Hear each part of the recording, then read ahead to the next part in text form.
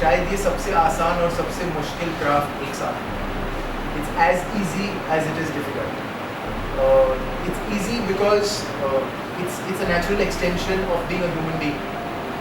We are all actors in our daily lives also.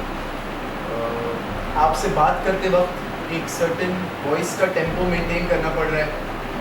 इस tempo में मैं ऊपर बात नहीं कर रहा था जब दो लोग बैठे थे. ये अपने तरह की एक एक्टिंग है. आप लोग मुझे अच्छी तरह जानते नहीं हैं, मैं आप लोगों को अच्छी तरह जानता नहीं हूँ अब तक. तो एक सर्टेन डेकोरम आपके सामने रखना ये अपनी तरह की एक एक्टिंग है. So that's why it comes naturally to most human beings and hence I call it easy. But why I call it also the most difficult craft is because you suddenly realize कि आपके सामने एक पर्चा आया हुआ है, आपको इसमें से पढ़ के एक ऐसे कैरेक्टर से आइडेंटिफाई करना है या एसोसिएट करना है जिससे शायद आपकी ज़िंदगी में कभी मिले नहीं, आपको बिल्कुल जिसका बिल्कुल इत्तेफाक ही नहीं है आपको कभी, कि आप कभी मिले भी हो इस तरह की शख्सियत से. तो it's a double edge sword. मैं बहुत इज्जत करता हूँ वो लोगों की जो क्रिएटिव प्लेटफॉर्म्स में, फिल्म्स में एक्टिंग को चुनते हैं, क्योंकि आसान नहीं होता अपने आप को कैमरा के आगे ले जा करके हंसना, गाना, चिल्लाना, कूदना, नाचना. शायद आदमी का मन ना हो यार उस दिन. मतलब director is having an of day, writer is having an of day, writer laptop बंद करेगा, बोलेगा कल नहीं दूंगा. एक्टर सेट पे आकर के ये तो कह नहीं सकता कि कल दे दूंगा शॉट. तो ऑडिशन के लिए अभी जैसे रिसेंटली अभी मूवी आई है, जैसे मिर्जा आई थी और एडिफ वगैरह आई थी, तो उसके ऑडिशन वगैरह में जैसे मूवी आप अगर देखोगे तो उसमें अरबिक कैरेक्टर बहुत है उसमें. तो अगर कोई एक्टर को अगर समझ लो जैसे अरबिक आती है और उसको ऑडिशन के लिए जब बुलाया जाता है ऐसा, तो वो एक इंग्लिश स्क्रिप्ट होती है उसको सॉरी कास्टिंग वाले बोलते हैं कि उसको अरबिक में ट्रांसलेट करके आप देकर यानी कि वो audition by English also and Arabic also. So सब उसके लिए कुछ बताइए, क्योंकि अरबिक में आप जैसे मुझे अरबी आती है तो अरबिक के ऑडिशंस में क्या होता है कि थोड़ा हिजे जगह अलग हो जाते हैं, जैसे क्योंकि जैसे कोईती, बहरेनी, इजिप्शियन जो टोन्स होते हैं डिफरेंस होते हैं. और इंग्लिश में क्या आपको जो डायरेक्टर को चाहिए वैसा एक्सप्रेशन मिल जाएगा, पर अरबिक में अगर हम देते हैं ऑडिशन तो वो डायरेक्टर कितना समझ में आ सकता है. यार a lot of it depends on how genuine the director wants to make it. Sometimes this thing could be used purely for a comic effect. Sometimes the damn character is such that he needs to be so profound in Arabic that he needs to get every little nuance of Arabic correct, है ना.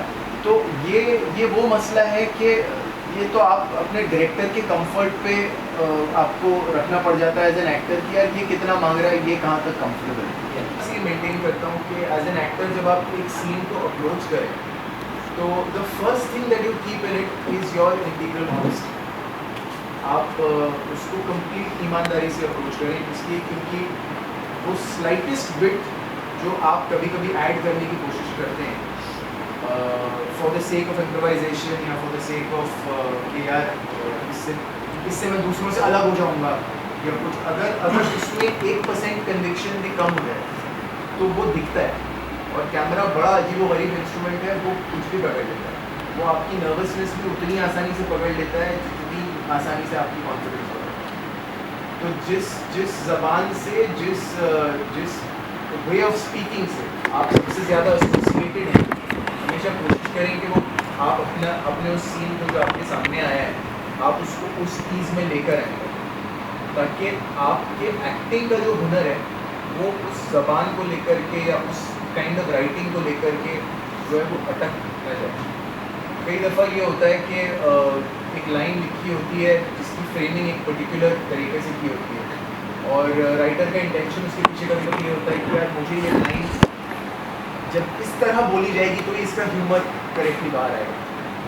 और कभी कभी हम क्या करते हैं as an actor कि हम सोचते हैं कि यार मैं थॉट पुट अक्रॉस कर रहा हूँ तो क्या हुआ अगर मैं ये वर्ड थोड़ा ऐसे का ऐसा और ऐसे का ऐसा बोल गया. बट कभी कभी वो जब एक डायरेक्टर वो उस चीज़ की तलाश में आपका ऑडिशन टेप देख रहा होता है तो अचानक इस सीजन से यार नहीं यार मज़ा नहीं है. So there's a reason why there's a script, and I'm not saying script is everything, but it constitutes the large percentage of what one is looking at in an audition tape is your talent, not your ability to rewrite the script. I speak to a lot of casting directors. सबसे पहली एक चीज़ आती है कि आप look में fit होने चाहिए. उसके बाद आपका ऑडिशन आता है. So I find bit of confusion over there कि एज ग्रुप मैच कर रहा है. Why every time there is a limitation of looks? And why not with the stars? Why not with the stars? Because I believe that a casting director can land up keeping away from me that girl or that boy who could be perfect for my particular role. उसने mentally decide किया कि नहीं यार ये look का आदमी director को नहीं चाहिए, तो वो it's something that he's taking a call on, which I feel that I'm not too comfortable with, which is why I don't usually go to casting directors. But I agree with you.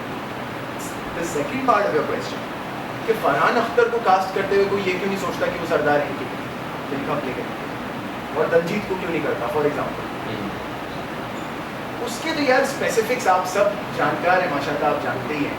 तो उसके जो specifics हैं वो एक business related, एक commerce related specifics हैं, जिनकी बातें दरअसल एक प्योर फॉर्म ऑफ कास्टिंग से थोड़ा सा बाहर है.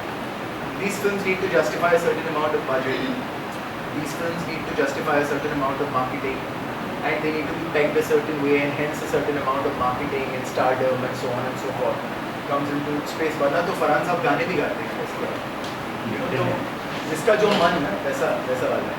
But that's because that's a different game altogether.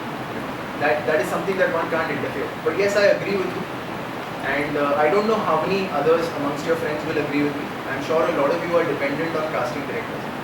But I agree with you entirely 100% that a casting director, as opposed to becoming a medium between the director and the talent, sometimes lands up becoming the obstacle. But on that note, something like a BombayCasting.com is very good, क्योंकि वहाँ तो कोई limitation आपके looks को लेकर के या किसी चीज़ को लेकर के नहीं है. आपका मन आपको मिल्खा बन के ऑडिशन देना, आप मिल्खा बन के ऑडिशन दो. आपको दिलवाले दुल्हनिया का राज बन के देना, आप वो बन के दो. जैसे बुरा एक्टर 4 लाइन में पकड़ा जाता है, वैसे अच्छा एक्टर भी 4 लाइन में पकड़ा जाता है.